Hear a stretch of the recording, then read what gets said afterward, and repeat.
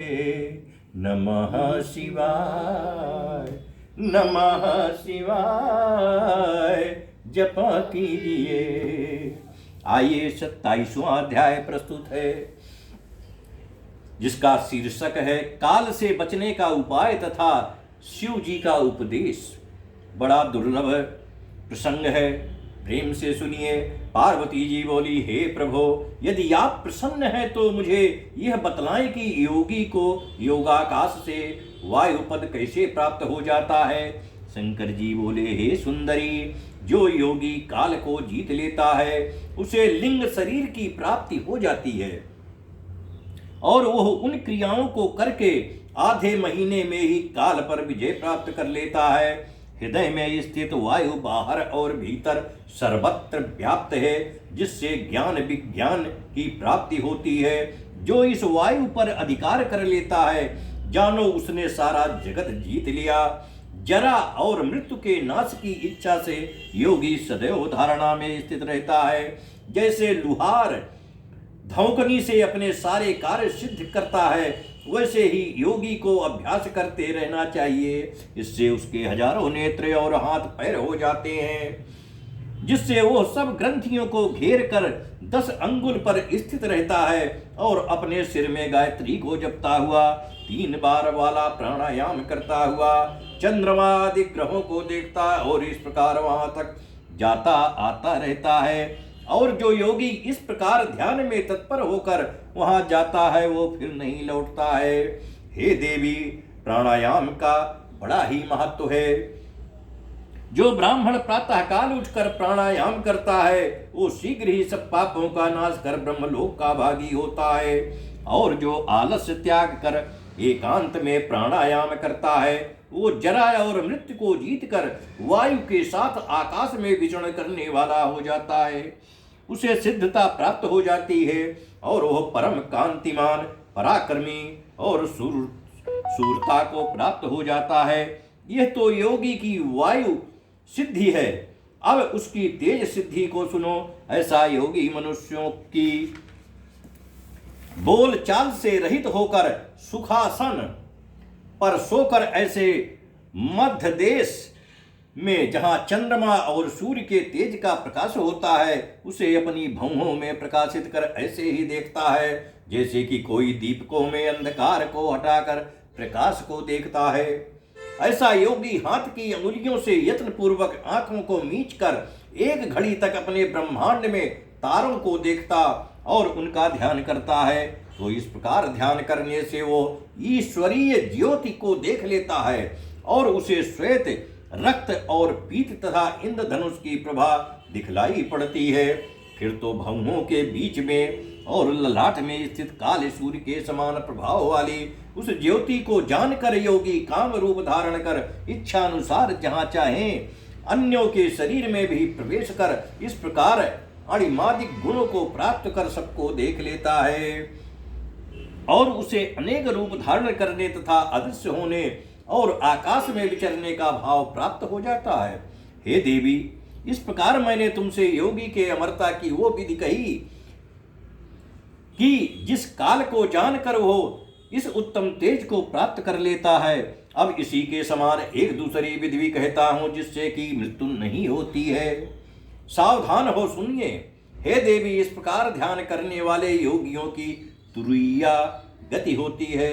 वो योग की चौथी अवस्था होती है और जिसमें योगी उन्नत शरीर होकर अंजलि बांधकर चंचुके आकार वाले मुख से धीरे धीरे वायु पान करता है, तो क्षण मात्र में ही उसके तालू से जीवनदायक जल टपकने लगता है और वह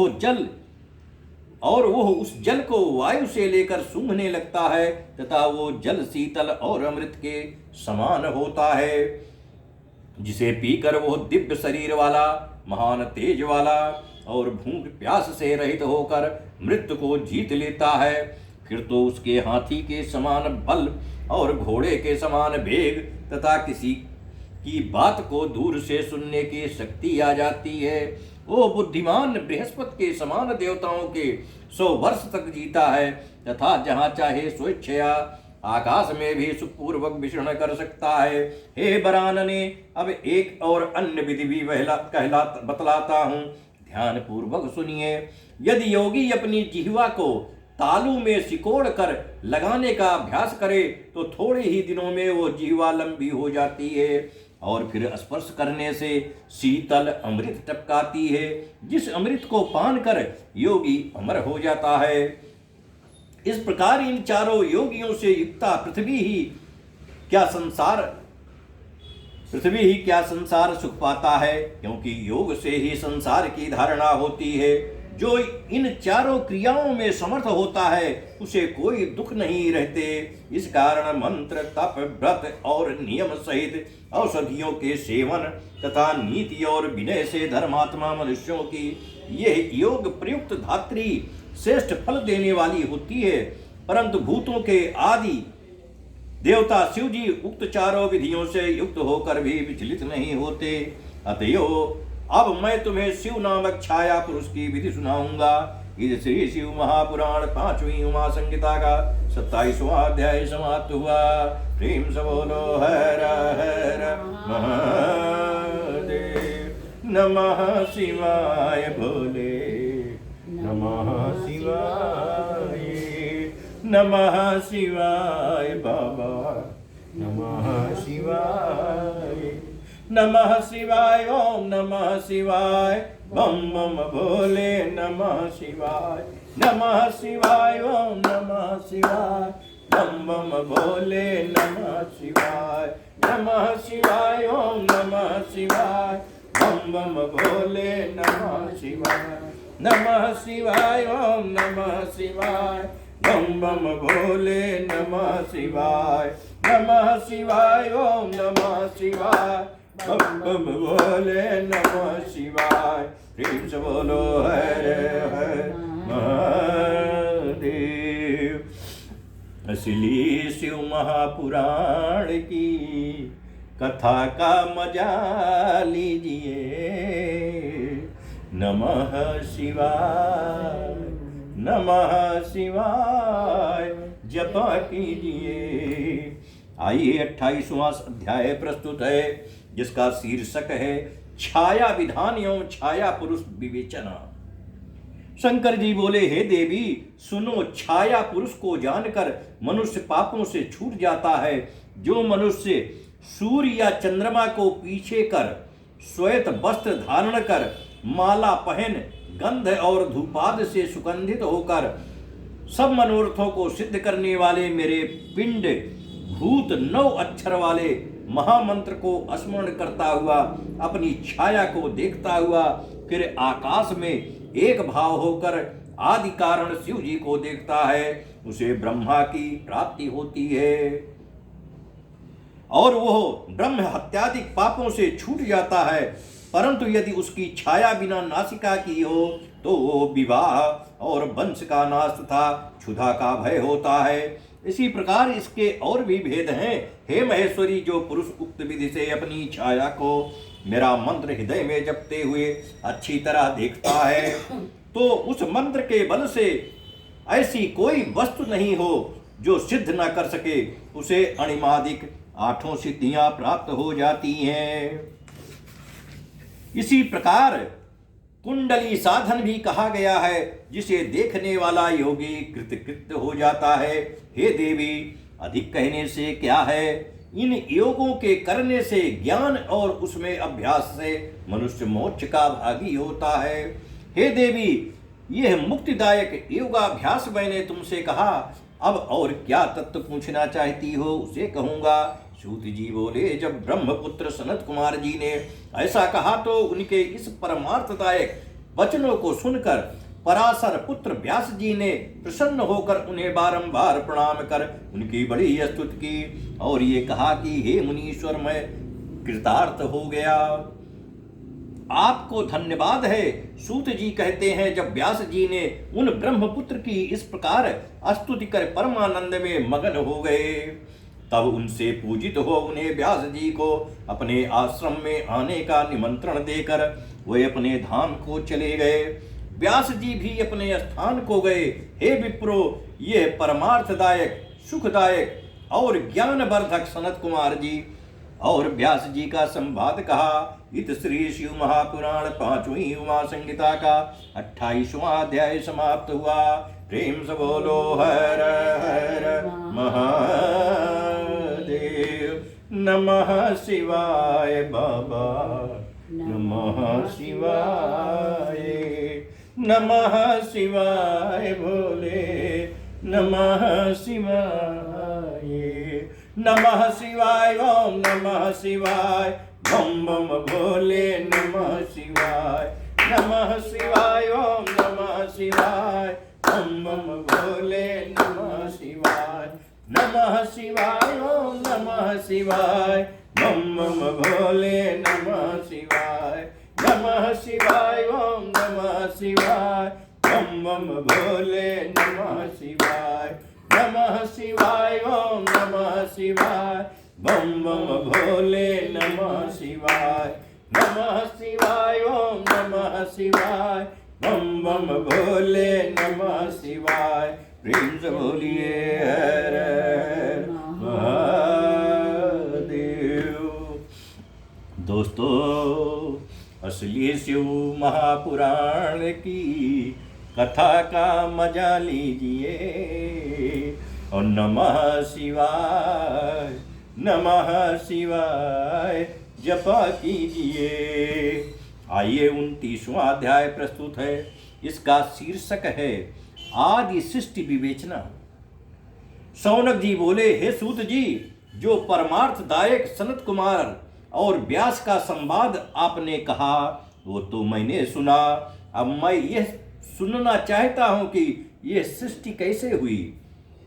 व्यास जी से जो आपने सुना है वो सब मुझे सुनाइए। सूत जी बोले, हे मुनि, अब मैं वही अद्भुत एवं शास्त्र विस्तारक कथा तुमसे कहता हूँ, ध्यान देकर सुनो, जो सब पापों को दूर करने वाली है। इसको एक बार भी पढ़ने और सुनने वाला अपने वंश को धारण कर स्वर्ग में पूजित होता है। हे मुनिवर्य, आप यह तो जानते ही हैं कि सब प्राणियों के उत्पन्न करता नारायण में परायण अतुल तेज वाले ब्रह्मा जी हैं। अतएव जिनसे सब प्रकाशित होते हैं उन स्वयंभू मुनि को नमस्कार है।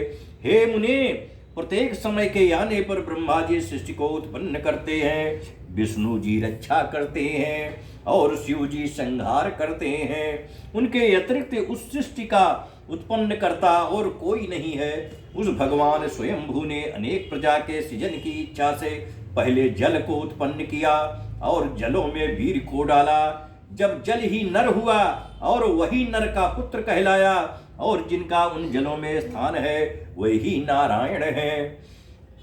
तब जल में स्थित हुआ वो अंडा सुवर्ण के समान कांतिमान हो गया और वहां यज्ञ करने के लिए ब्रह्मा जी स्वयंभू नाम से विख्यात हुए। तब उसमें भगवान हिरण्यगर्भ ने 1 वर्ष वास कर जब उसे 2 खंड किया तो 1 खंड आकाश और 1 भूमि हुआ, जिसके अर्ध भाग में प्रभु ने 14 भुवन प्रयुक्त किए और उन दोनों खंडों के मध्य भाग में आकाश हुआ। फिर जलों के ऊपर स्थित पृथ्वी और आकाश में 10 दिशाएं बनाई तथा उसी समय में मन, वाणी, काम, क्रोध तथा रति आदि को भी इन्होंने ही बनाया। और फिर उन्होंने ही मारीच, यत्री, अंगिरा तथा पुलह, पुलस्त्य, भृगु और वशिष्ठ आदि महातेजस्वी सप्तर्षियों को उत्पन्न किया। फिर ब्रह्मा जी के क्रोध से 11 रुद्र उत्पन्न हुए और सब के पूर्वज सनत कुमार को भी उन्होंने ही उत्पन्न किया।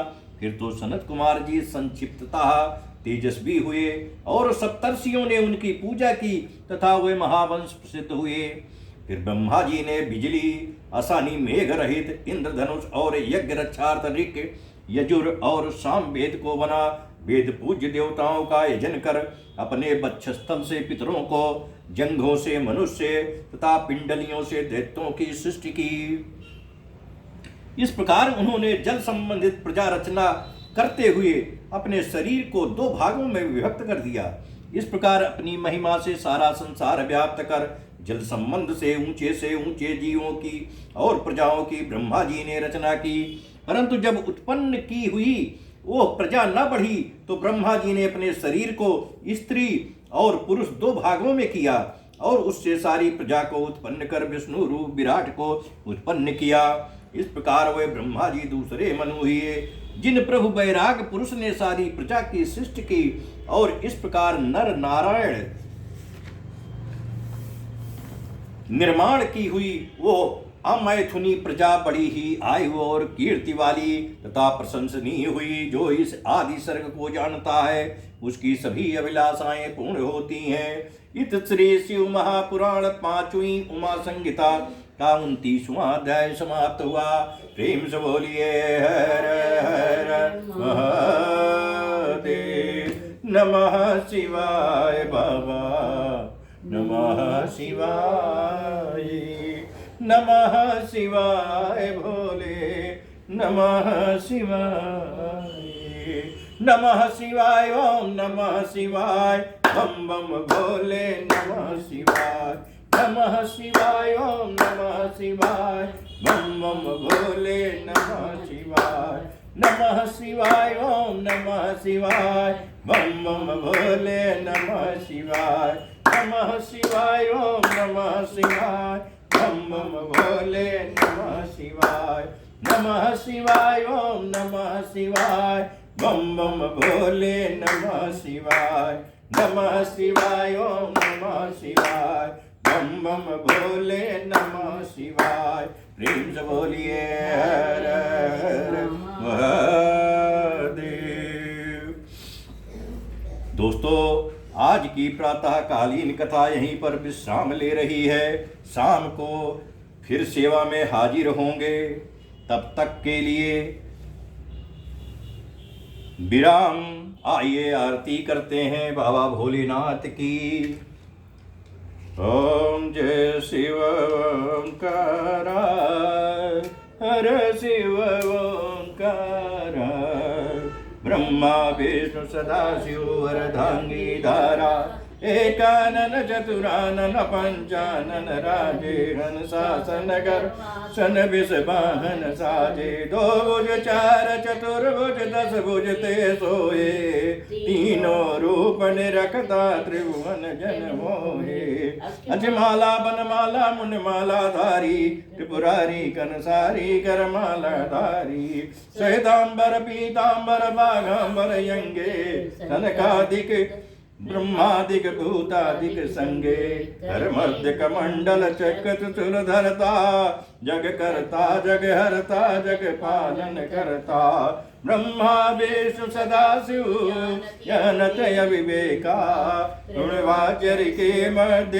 ये तीनों एका, त्रिगुण शिव जी की आरती जो कोई नर गावे, कहत शिवानंद स्वामी मन वांछित फल पावे। ओम जय शिवंकारा, ओम जय शिवंकारा, कर्पूर गौरम करुणावतारम संसार सारम भुजगेन्द्रहारम, सदा वसंतम हृदयारविंदे ओम भवानी शैतं नमामि। त्वमेव माता च पिता त्वमेव, त्वमेव बन्धुसखा त्वमेव, त्वमेव विद्या द्रविणं त्वमेव, त्वमेव सर्वं मम देव देव। ओम आवाहनं न जानामि विसर्जनं पूजां च न जानामि क्षमस्पर्वेश्वर मंत्रीनं क्रियाहीनं भक्तिहीनं सुरेश्वरा, यदि पूजितं मया देव प्रसीद परमेश्वरा। ओम शांति शांति हरि ओम शांति। बाबा बाबा सब कहे माई कहे न कोई, बाबा के दरबार में माई कहे सोई, जय जगन्नीत माई सदा ही जय हो। धर्म की जय हो, अधर्म का नाश हो, प्राणियों में सद्भावना हो, विश्व का कल्याण हो, गोहत्या बंद हो, तम धर्म की जय हो। सर्वे भवन्तु सुखिनः, सर्वे सन्तु निरामया, सर्वे भद्राणि पश्यन्ति मा कश्चित् दुःखभाग् भवेत्। पार्वती पतये हर हर महादेव। त्राहि मां त्राहि मां। जो गलती भई हो पूजन में क्षमा कर दीजिए, जाने अजाने बोध बालक दया कर दीजिए। श्री शिव शरणम श्री शिव शरणम श्री शिव, श्री हरि शरणम श्री हरि शरणम श्री हरि शरणम। ओम गोविंदाय नमः, ओम रामचंद्राय नमः, ओम मृत्युंजयाय नमः, ओम अघोराय नमः, ओम इंद्राय नमो नमः। दोस्तों, आज की कथा कैसी लगी अपना लाइक कमेंट अवश्य करें और असली शिव पुराण की कथा का मजा लीजिए और हमेशा नमः शिवाय जपा कीजिए। नमः शिवाय।